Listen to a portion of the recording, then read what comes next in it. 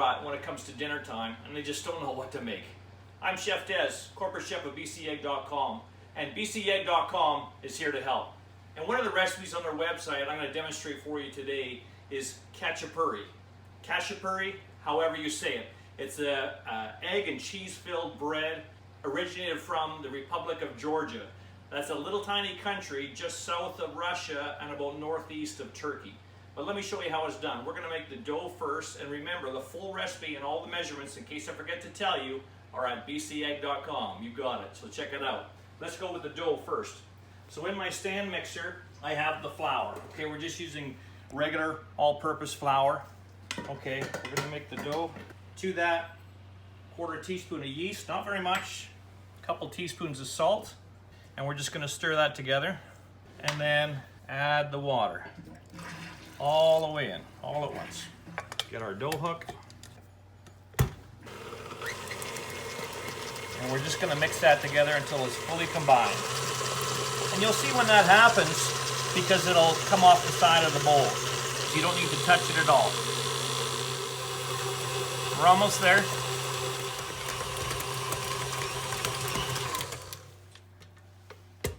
We have dough. Clean off your dough hook. Then I want you to either take some plastic wrap, cover this, and let this sit for at least an hour, but better overnight, until it rises and about double in volume. I like to put it in a container with a lid. Saves on the plastic wrap. You don't have to fuss with it. Put the lid on it, let it set. All right, now that we have our bread dough, you can see that it's risen quite a bit. So I'm just gonna dust my hand with a little bit of flour on the counter. And we're going to extract the dough onto the counter. And you're gonna wanna knead this until it's no longer sticky, and that you can form it into a round ball, and then we're gonna cut it into quarters. You may have to add a bit more flour if it's too wet. I'm gonna take my bench scraper. You can use a knife as well if you want. Just be careful when cutting on your countertop. We're just gonna divide this into 4 portions. Really nice looking dough.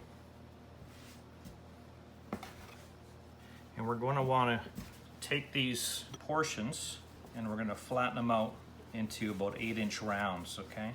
Now, before we do that, we're gonna wanna make sure that we have our oven preheated at 500 degrees. If you wanna use a pizza stone, you can do that. Insert the pizza stone ahead of time so it gets nice and hot.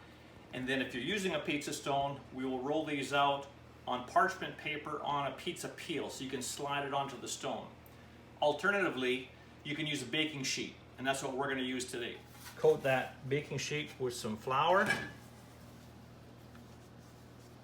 You can use parchment too if you want. And then I want to take the doughs and flatten them out. You want to have about an 8-inch round. It doesn't have to be perfect. If you find it's difficult to roll them out by hand, just get a rolling pin and let that assist you. And again, if you need some more flour, there we go.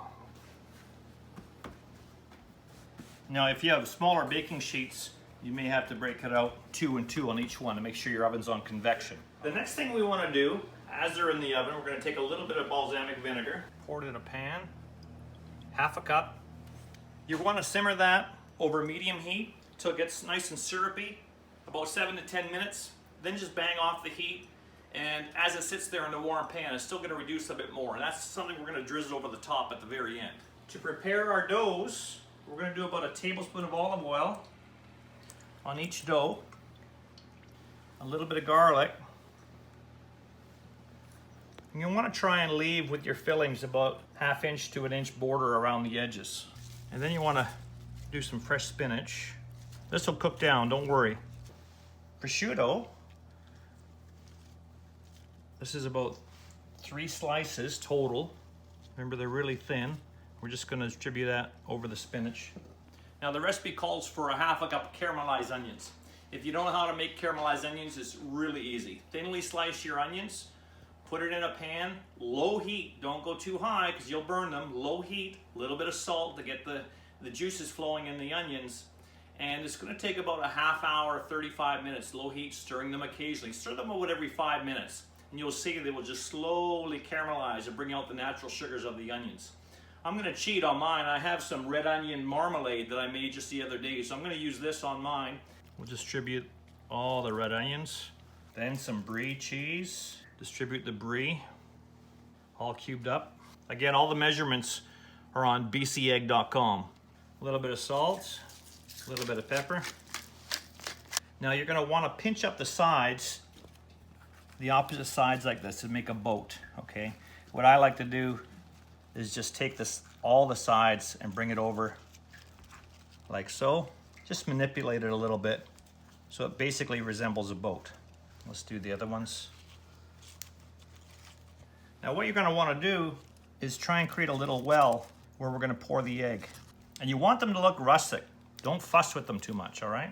About 4 minutes, okay? So really hot oven, 500 degrees. We're going to want to get the eggs ready while the bread is in the oven. And what I do, just to make it easier, I put them singly in each cup. And that'll make it easier to pour in each of the 4 breads. Okay, let's pull these out. Now that they're about half cooked, and you can even adjust the fillings now more to make that well for your egg. And we're going to add some thinly sliced avocado. Again, don't fuss with it too much. You want to just get it back in the oven as fast as you can. However you want to do this is totally fine. Remember, this is rustic Georgian bread filled with egg and cheese. Still at 500 degrees, in there for another 5 minutes. Wow, they look fantastic. Beautiful. Now, a little Chef Des side note for you. The recipe says to put the avocado on now at the end. I wanted it cooked a little bit, so I put it on with the eggs. It's really up to you. Remember that balsamic vinegar that we reduced down to a syrup? Now's the time to do some of that. Wow, what a presentation that makes. Just keep pouring it till it's gone. A little bit of finishing salt, so some nice flake salt, Himalayan salt, sea salt, whatever you want to do. And if you want, a little bit of red pepper. I know my son likes this, so we'll put that on his. And there you have it. You have a khachapuri. Check it out on bcegg.com for this and a whole bunch of other great recipes that are going to make your dinners, lunches, and breakfasts really exciting. Where are you getting your protein from?